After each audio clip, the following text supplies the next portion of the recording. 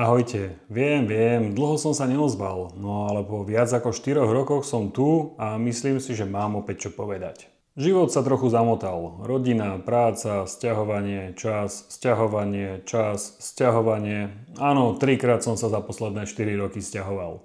A popravde aj chuť tvoriť zmizla, ale niečo ma pritiahlo späť. Myslím, že vegánstvo si zaslúži hlas. Možno ten môj. A viete, čo je super?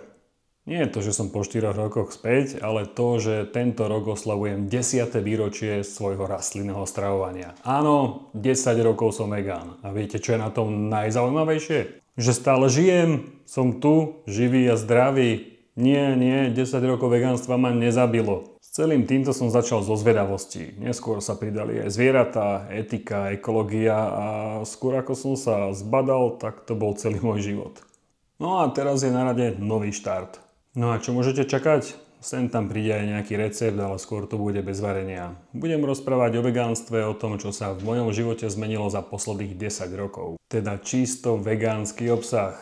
No a nie s avokádom v každom zábere.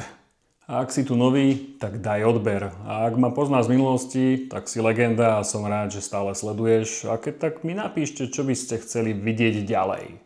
Ja sa teším na môj nový začiatok a pozdravujem vás všetkých. Majte sa pekne a nejedzte zvieratka.